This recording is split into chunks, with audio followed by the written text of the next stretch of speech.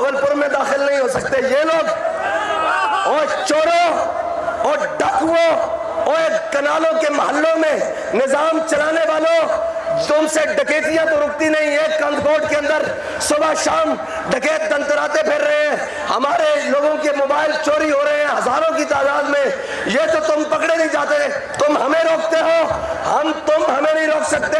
Washington سے اٹھ کے اوباما بھی آ جائے اور جو بائیڈن بھی آ جائے، ان کو بھی بلا لو، محمد عربی کا دین رکنے والا نہیں ہے۔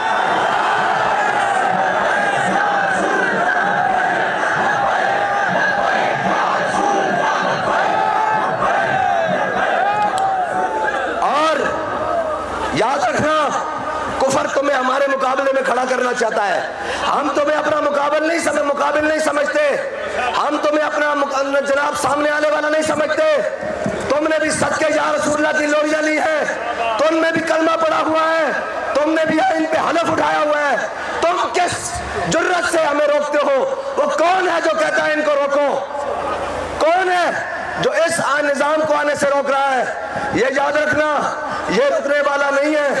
یہ تو سامنے دریا بھی آ جائے، سامنے سمندر بھی آ جائے تو اقبال کہتا ہے دشت و دشت دریا بھی نہ چھوڑے ہم نے، اور بحر ظلمات میں دوڑا دیے گھوڑے ہم نے۔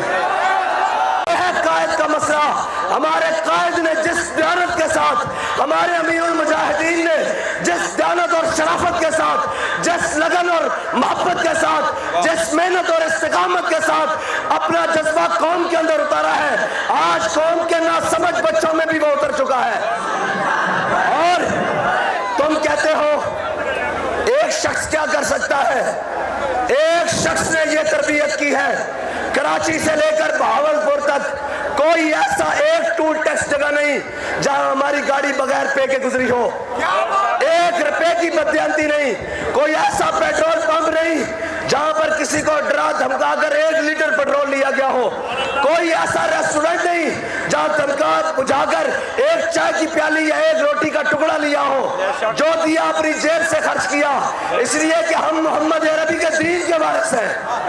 غریب کا خون نچوڑ لیا ہے اور پاکستانی کے لیے 2 وقت کا کھانا بھی مشکل کر دیا ہے۔ اب قوم جاگ چکی ہے۔ باب الاسلام سندھ سے یہ قافلہ عشق و مستی پاکستان بچاؤ مارچ کے نام سے چلا، اور کہنے والوں نے کہا کہ گرمی بہت ہے، حالات ایسے نہیں ہیں، وقت نہیں ہے، ابھی لوگ آپ کے ساتھ کیسے چلیں گے؟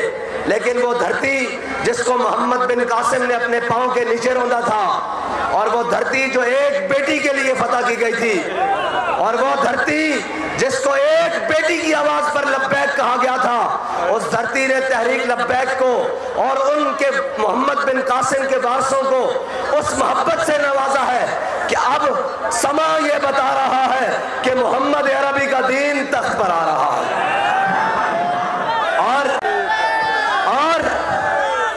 اور ان کے اندر وہ سافٹ ویئر جدید دور کے نہیں ہیں جو 4 دن کی جیل دیکھ کر پھر رونے لگ پڑے، جیل سے سیدھا نکلے اور پریس کلب کو جائیں، کیا ہونے جا رہا ہے؟ کہہ رہے ہیں میں سیاست سے بریک لے رہا ہوں۔ ہاں، ہم اگر بریک لیتے ہیں تو صرف اس بات کی لیتے ہیں کہ تاجدار ختم نبوت کا نعرہ لگا ہے، اب لبیک کا نعرہ لگاؤ، ہماری یہ بریک ہے۔ اچھا لبیک کا نعرہ لگ گیا ہے، ذرا رکو، اب من سب نبیًا فاقتلوا کا نعرہ لگاؤ۔ اگر اچھا یہ لگ گیا ہے، اب رکو، اب پاکستان کا مطلب کیا؟ لا الہ الا اللہ کا نعرہ لگاؤ۔ ہماری بریکیں اتنی ہیں، باقی ہمارے اندر بریکیں ہیں ہی نہیں۔